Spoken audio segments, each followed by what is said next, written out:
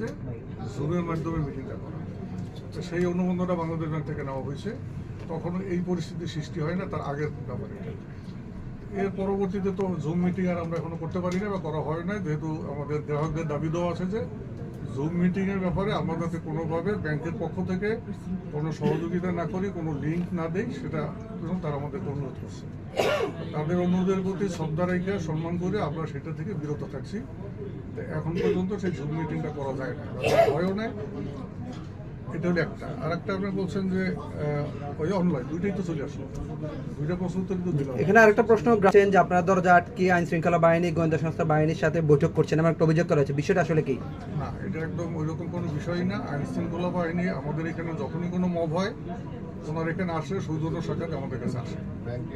তো ওনারা তো আজকে কয়েক দফাই আসছে আমাদের এখানে, কোনো সমস্যা আছে কিনা, কোনো প্রবলেম আছে কিনা, কোনো চাপ আছে কিনা, ওনারা যদি কোনো চাপ দিত তাহলে তো চাপের মিটিং হয়ে যেত, সেটা তো নাই। কোনো পক্ষে চাপ আছে কিনা যে মিটিংটা অনলাইনে করার জন্য? না, কোনো চাপ নেই। বাংলাদেশ ব্যাংকের প্রতিনিধি আসছে কি আজকে আপনাদের? বাংলাদেশ ব্যাংকের কেউ এখানে আসে নাই। বাংলাদেশ ব্যাংকের কেউ আসে নাই। আমি তাদেরকে অবহিত করছি যে আমাদের অনলাইনে মিটিং করার ব্যাপারে গ্রাহকদের অনীহা আছে, গ্রাহকদের যে তাদের যে ইচ্ছা অনিচ্ছা কিন্তু আমাদের সম্মান আছে, শ্রদ্ধা আছে, আপনারা করতে পারতেছি। বাংলাদেশ ব্যাংকের সাথে আমাদের কথা বলতে পারছি। আপনার পদ থেকে কোনো চাপ আছে বা কোনো এমডি পদত্যাগপত্র একটা জমা দিছে, এটা আমরা জানতে পারছি। এখনো ইয়ে হয়নি না, এটা তো গ্রহণ হবে বোর্ড মিটিং এ। বোর্ড মিটিং স্যার মানে আজকে গ্রহণ হওয়ার কথা। আজকে বোর্ড মিটিং ওনাদের এজেন্ডা। আচ্ছা, তাহলে উনি যদি ওনার পদত্যাগপত্র যদি গ্রহণ না হয়, তাহলে তো আজকে ওনার জয়েন করার কথা, কারণ ওনার কিন্তু 31 মে পর্যন্ত ছুটি ছিল, বোর্ড ছুটি দিয়েছে। তাহলে কি উনি জয়েন করেছেন কিনা বা এরকম কোনো উদ্যোগ আছে কিনা?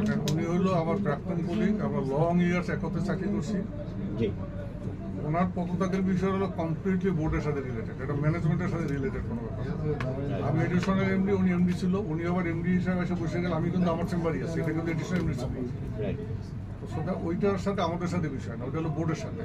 অবহিত করবেন। বাংলাদেশ ব্যাংকের সাথে আমাদের কনফারেন্স যোগাযোগ আছে, আমরা এখনো মিটিং করতে পারি না, সেটা তারা জানে। পুঁজিবাজারে এই কোম্পানিটা লিস্টেড। হ্যাঁ, এই পুঁজিবাজারের হাজার হাজার বিনিয়োগকারী এখানে টাকা রেখে আছে। আজকে শেয়ার লিস্টিংটা অনেকটাই হয়। এই পুঁজিবাজারে বিনিয়োগকারীদের জন্য আপনার বার্তাটা কি দিবেন? আপনার দুটো পরিষদ মিটিং করতে পারলেন না, এই বৈঠকটা কি বাতিল করলেন না পোস্টপোন করলেন?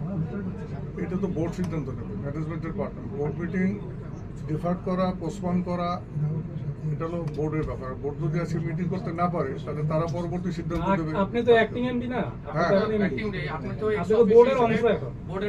বোর্ডের সদস্য। বোর্ড মিটিংটা